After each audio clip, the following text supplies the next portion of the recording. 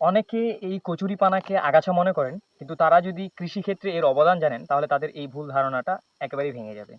উত্তম compost সার তৈরি করতে এবং ভাসমান পানির উপরে বেড তৈরি করে সবজি চাষ করতে এই কচুরিপানার অবদান কিন্তু অনন্য। বাংলাদেশে প্রায় ৭ প্রজাতির কচুরিপানা আমরা দেখতে পাই। খালে, বিলে, নদী, নালায় যেখানে সেখানে সারা বছর এই কচুরিপানা বংশবিস্তার করতে পারে। এর বৈজ্ঞানিক নাম পোটেন্ডেরিয়া। এর ঔষধি গুণাগুণ জানলে আপনারা আরও অবাক হবেন। ত্বকের উজ্জ্বলতা বাড়ানোর জন্য এবং ত্বকের অ্যালার্জি ও একজিমা দূর করার জন্য এই কচুরিপানা অনেক ভালো কাজ করে।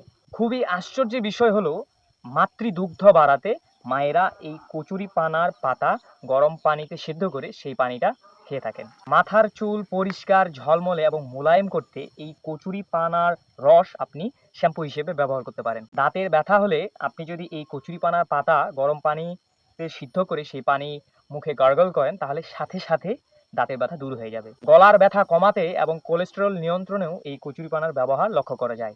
এমনকি শরীরে রক্তক্ষরণ হলে দ্রুত সেই রক্তক্ষরণ বন্ধ করার জন্য এই কচুরিপানার ব্যবহার বহুল প্রচলিত। হাজারো উপকার থাকা সত্ত্বেও আপনারা এই কচুরিপানার পাতা কখনো সিদ্ধ না করে খাবেন না।